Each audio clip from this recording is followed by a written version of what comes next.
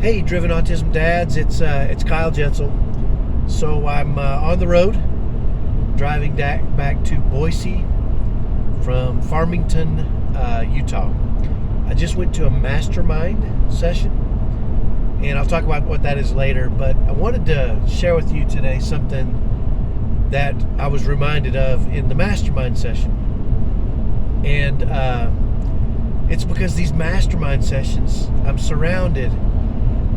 I really love these things because I get to go into a room full of individuals who are, I don't know, high-level achievers, right? And I don't know that I classify myself that way.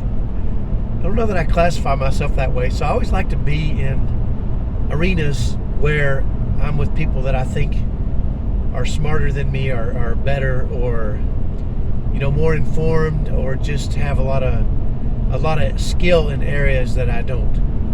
So I think that's something to consider, is to surround yourself with people that are better than you, because it'll lift you, right? And I found myself lifted this past 2 days, but I also kind of had a little bit of a breakthrough, and it reminded me of something that really triggered me back in the day when my kids were having when my family was having difficulty managing the stress in our autism home. And I'll kind of share with you what I mean by that. So years and years ago, I was given a hard drive with a bunch of edited movies on it. And so these are a lot of, I don't particularly care to watch too much violence or too much sex or anything like that. So I kind of steer away from rated R movies. So I miss a lot of movies that probably have pretty good stories. But one of those was on this hard drive, and it was edited. I guess some of the violence or whatever made it R was edited out. And the movie is called The Edge. And if you've never seen it, it's a great movie. It's kind of a drama. And in this movie, this millionaire takes a trip up into the wilds of Alaska with a team to just take a vacation, basically, and take some pictures of, do some photography out in the Alaskan countryside. And so it's a millionaire and a couple of his photographers and his wife, and not what you would consider to be explorers, certainly. And as they're flying in, someone gives one of the millionaires a gift, and it's a book about, the indigenous Indians, I don't want to say the wrong word anymore, but the Indians that were here, prior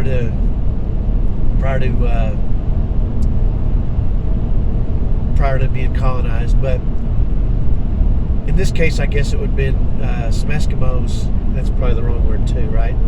The indigenous people of Alaska, and how they would live off the land in Alaska. And so he's thumbing through this book and reading this book as they fly in. And I don't want to give away too much, and maybe it'll be a little bit of a spoiler alert. So if you haven't seen The Edge, go watch it. But ultimately, what ends up happening is they end up having a plane wreck, and a couple of them survive, and they want to be rescued, right? They've survived this plane accident, and they start, trying to make their way back to civilization, basically. And it's the millionaire and two other fellas. One of them is a photographer, and the other one is, I guess they're both photographers. So some city folk, kind of like me, who, if I were to crash in the wilderness, I would die, because I have no wilderness skills whatsoever.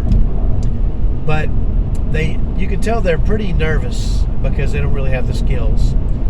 But the millionaire had read this book, and so he starts, coming up with some ideas to help them to survive and to make their way back to civilization. So they start the process, and one of the individuals cuts himself with a knife, and they bandage the cut, and when they finish, when they take the bandages off, they're soaked in blood, and they hang them up on a stick near a campfire.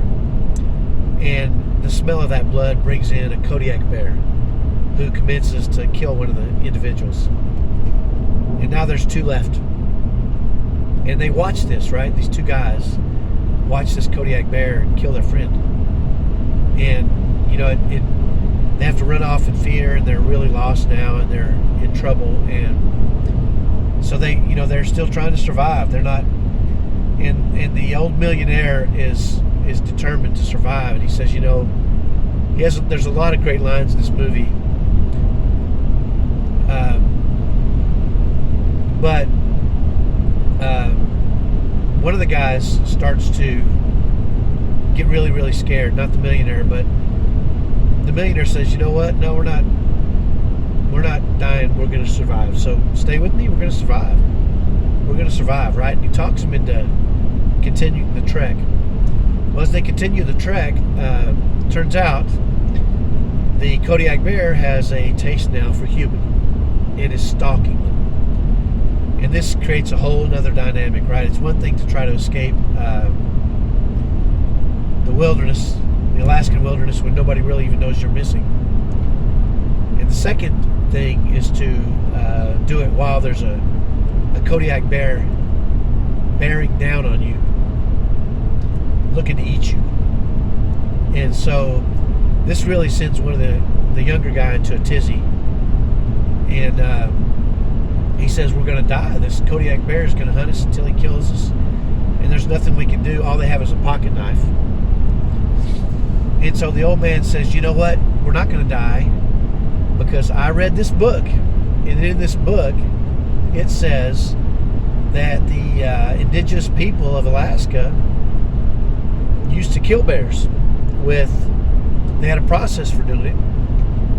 And he says, "We're going to do that."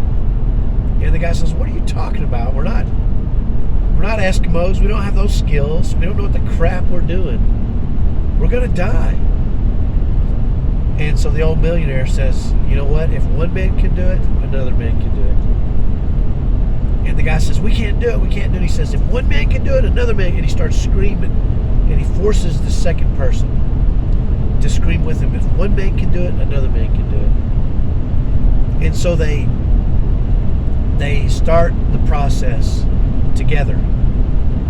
And you can probably imagine what happens. It's scary.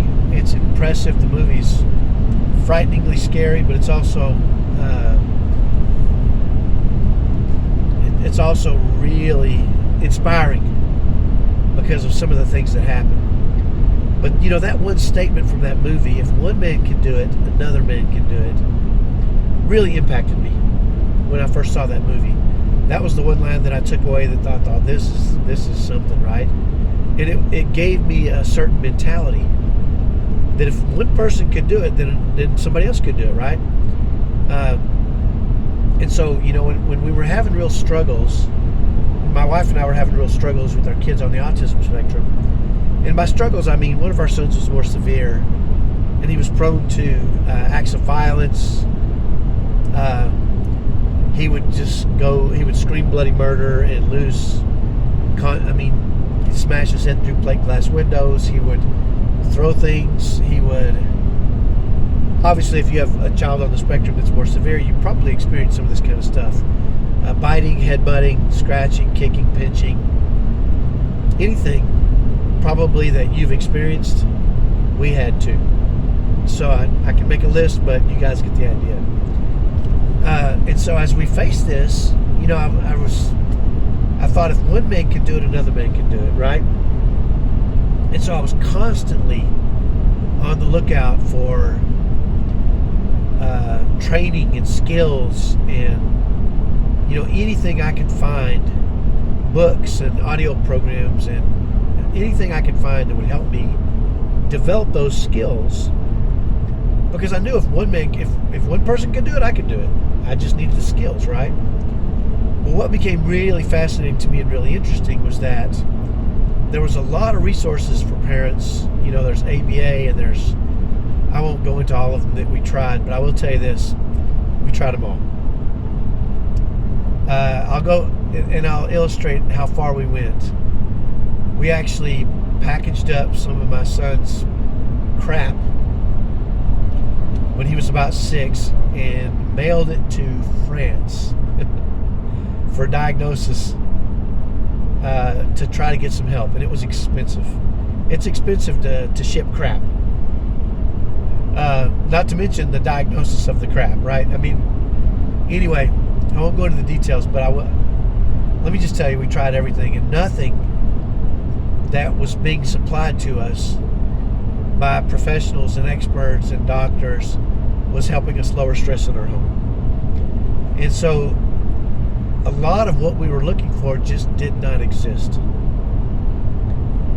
And I'll never forget going to my wife and saying, you know what? If it doesn't exist, we're going to create it. We're going to try things. We're going to experiment, and we're going to work at this until we figure out what things work and what things don't work for our family to lower stress. And that's what we did. But I think it all started with me believing, and I want you to believe this too, that's really the bottom line, is if one man can do it, another man can do it. And I was reminded of that this weekend as I was in this mastermind group with these high achievers. And I really love this format because I'm there with about 15 other people. And we all stayed in a big Airbnb. So we're there pretty much 24/7. So we go through these courses and we have these conversations and we have counseling sessions with a lot of different people doing a lot of different things. And ultimately, you start to really understand that they're just like me and you, right? These super high achievers. Some of them are goofballs like me.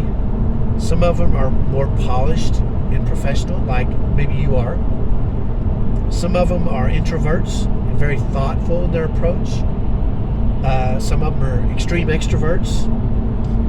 Some of them are comedians. Some of them don't have a great sense of humor. But it's interesting to me that when you're there with them 24/7, you eat every meal, you have these conversations, you realize that they're just regular people like you and I, right? And you start to realize that there's a couple things that they've done that led them to these higher levels, right? And one of the guys that was there was explaining to us, he had a formula, and I'm not going to reveal his entire formula, but one portion of it was having skills and then applying those skills and working at those skills with focus. So you have to have skills and then you work at those skills with focus. So it's skills multiplied times work and focus can result in some pretty dramatic things in your life. And it was interesting because as he laid out this formula, every individual in there said, yes, that is a key. You develop the right skills, and then you multiply it times work plus focus. And I thought, you know what? I can develop skills, right? If these guys can do it, and they're impressive, but they're just like me and you, right? They're just guys. They're just people. They're just people with the same problems and concerns and fears and all the things that we face, each of us face. They're the same. And so I thought that was interesting, and I think that's why it reminded me of that movie. If one man can do it, another man can do it. So I want you to start believing that, because if you can get the skills, and you can, and I can even teach you the skills if you want, and you work and have focus. You have the right skills, and then you multiply it times work and focus, you're going to get the result. And the result is fantastic. The result is lowered stress in your home. The result is repairing your relationship with your wife if it's damaged. Mine was.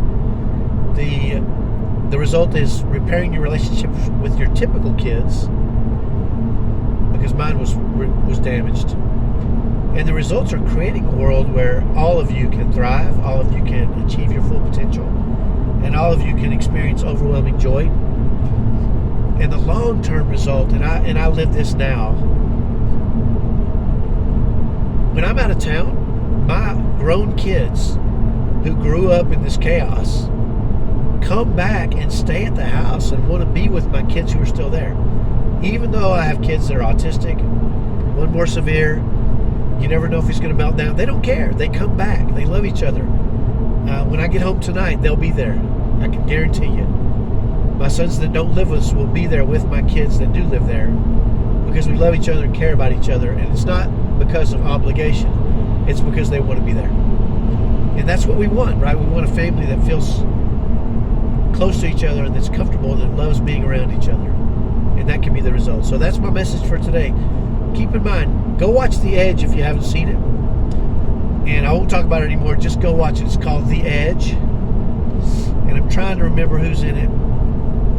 Alec Baldwin is in it. So if you look up The Edge, Alec Baldwin, he's the younger photographer.